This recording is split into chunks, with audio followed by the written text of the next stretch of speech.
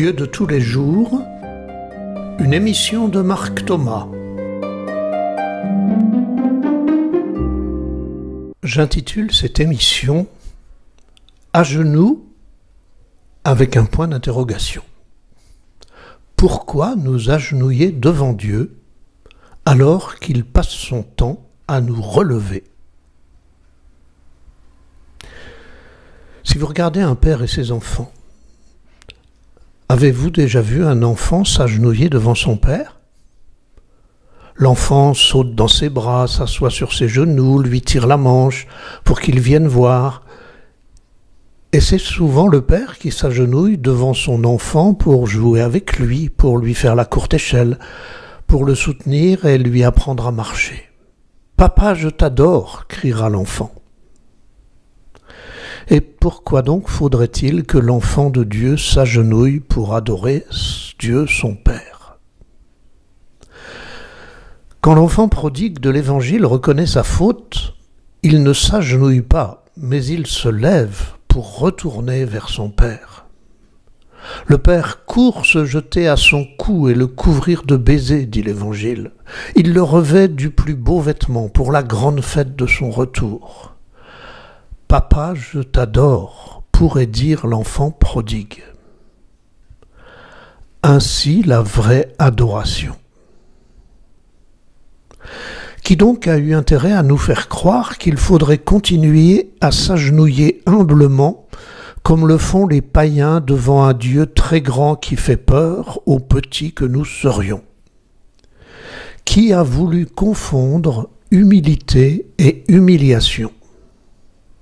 À cause de cela, tant d'hommes et de femmes ne voient plus l'Évangile comme une bonne nouvelle, car seuls ceux qui cherchent à dominer et écraser l'autre devraient s'agenouiller non pas devant Dieu, mais devant leurs victimes. J'avais écrit cela sur une conversation Facebook, et en lisant ce texte sur Facebook, mon ami et collègue Erika réagit. « Marc, pour toi, s'agenouiller veut dire s'écraser? Pour moi, m'agenouiller et m'incliner, c'est dire toute ma reconnaissance devant cet autre qui est plus grand que moi. Reconnaître ma vulnérabilité et faiblesse, mon humanité. En aucun cas je ressens de l'écrasement. Au contraire, je reçois tout l'amour et cette conviction que j'ai du prix. En recevant tout cet amour, je peux aller me diriger vers les autres, donner et relever celui qui est tombé. Quand tu es dans cette présence ultime de Dieu et que tu l'entends au plus profond de toi, ton corps, ton âme et ton esprit ont ce mouvement naturel de s'incliner devant lui. Fais l'expérience. Merci Erika de ces mots forts et vrais. Je respecte tout à fait ta posture que je connais aussi par expérience.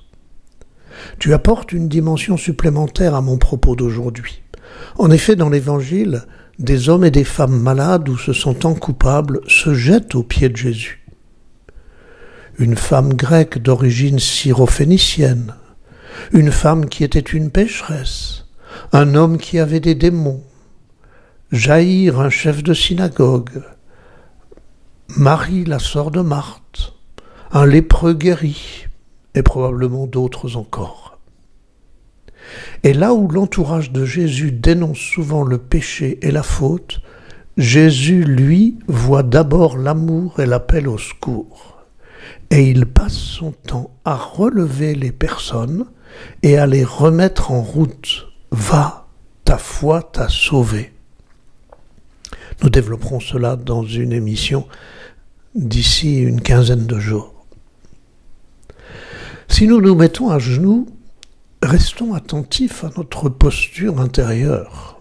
Que ça ne soit pas pour nous culpabiliser ou pour nous faire tout petits comme des soumis, mais que ça soit toujours un appel à l'aide et un acte d'amour. Je m'interroge aussi pour comprendre pourquoi, en allant vers Dieu, on met d'abord en avant notre vulnérabilité et notre faiblesse, comme tu l'écris, Erika. Et pourquoi pas mettre en avant aussi notre joie de marcher avec lui sur la route, notre reconnaissance d'avoir des capacités pour vivre à son image et poursuivre son œuvre créatrice. Bref, notre fierté d'être humain et notre gratitude de pouvoir aimer à son image. Bien sûr, sans oublier nos erreurs, nos échecs et nos faiblesses, mais sans les mettre en paravent toujours en premier. S'agenouiller a conduit tellement de gens à avoir peur d'un Dieu qui punit, et tellement de manipulateurs à se servir de Dieu pour prêcher d'abord la pénitence, la culpabilité, la soumission. À tel point que la majorité des hommes ne voit plus en l'Évangile une source d'amour et de salut, à tel point que beaucoup de chrétiens ont des pratiques expiatoires devant Dieu, plus que des pratiques de gratitude et d'amour partagé.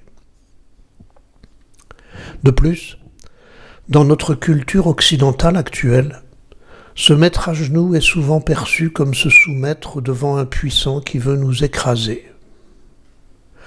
Combien d'hommes et de femmes, parfois des peuples entiers, sous le joug des dictateurs politiques, des chefs autoritaires dans nos entreprises, des assoiffés de pouvoir dans nos associations, des dominateurs violents dans nos familles. À ceux-là s'applique la parole de Jésus aux pharisiens et aux docteurs de la loi. Malheureux êtes-vous, parce que vous chargez les gens de fardeaux impossibles à porter, et vous ne touchez même pas ces fardeaux d'un seul doigt. Luc 11, 46. Face à cela, relisons l'Évangile, annonçons-le, vivons-le. Je pense à toutes ces scènes de l'Évangile où Jésus nous relève, où il relève les hommes et nous invite à dire non à toutes les formes de domination. L'homme paralysé, lève-toi, prends ton brancard et rentre dans ta maison. Le malade de la piscine de Bethesda, lève-toi, prends ton brancard et marche. L'aveugle au bord de la route, lève-toi, il t'appelle. La fille de Jaïr, jeune fille, je te le dis, lève-toi. Le Samaritain lépreux guéri, relève-toi et va, ta foi t'a sauvé. La prière du Samaritain qui se croit juste et de l'humble publicain. Jusqu'à la croix, élevé de terre, j'attirerai tout à moi, dit Jésus. Jusqu'à la résurrection, la resurrection, le relèvement, la remise debout. Les aveugles retrouvent la vue, les boiteux marchent, les lépreux sont purifiés et les sourds entendent, les morts ressuscitent et les pauvres reçoivent la bonne nouvelle. Matthieu 11, 4, 5. Non seulement Dieu devient humain, mais Dieu nous rend humains. Quand le monde est à genoux, il restaure notre humanité blessée.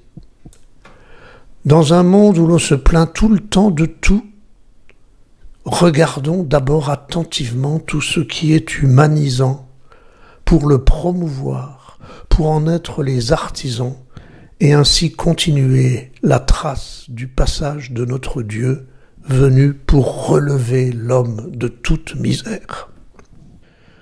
Le salut de Dieu est très concret, non pas l'ailleurs d'un paradis ouaté et fusionnel, mais l'aujourd'hui d'une humanité réelle et simple.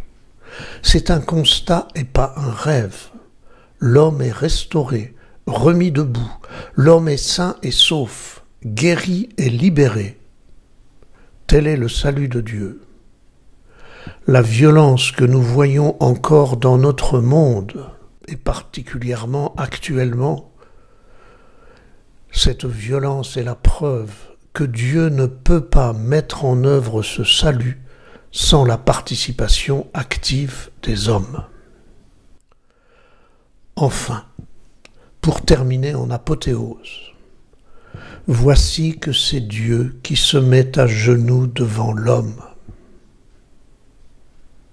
Écoutez, Jean 13, 3, 5.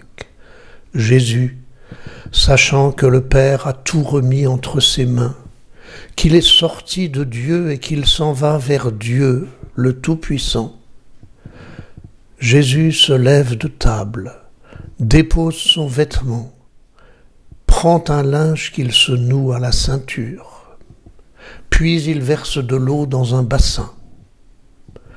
Alors, il se met à laver les pieds des disciples et à les essuyer avec le linge qu'il avait à la ceinture.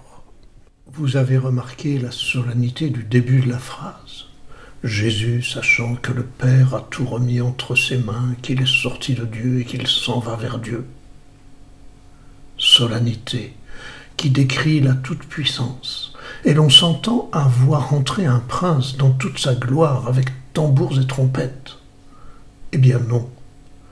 Jésus renverse la signification habituelle de la toute-puissance.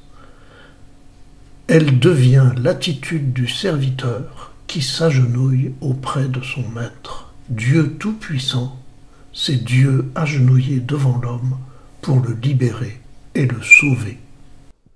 Écoutez encore Jean, chapitre 13, versets 13-14. Jésus dit « Vous m'appelez Maître et Seigneur, et vous avez raison, car vraiment je le suis. Si donc moi, le Seigneur et le Maître, je vous ai lavé les pieds, vous aussi, vous devez vous laver les pieds les uns aux autres. » La vraie puissance de l'homme est de s'agenouiller devant ses frères et sœurs humains, non pour les humilier, mais pour les servir, les libérer et les sauver. Et il y a de quoi faire dans notre monde aujourd'hui face à toutes les violences. Plutôt que d'accuser Dieu d'envoyer les violences ou de ne pas les empêcher, tournons-nous vers tous ces hommes, vers tous ces groupements, vers tous ces mouvements qui cherchent à relever, à protéger, à soutenir, à libérer. J'ai lu ceci quelque part sur Facebook. La seule raison juste de regarder quelqu'un de haut, c'est de se pencher vers lui pour le relever. Jésus dit « Moi je suis au milieu de vous comme celui qui sert ». Luc 22, 27. Alors continuons à prier à genoux si nous le souhaitons, sans jamais oublier qu'il veut surtout nous relever, sans jamais oublier de nous agenouiller devant l'humanité en détresse pour la servir et la remettre debout.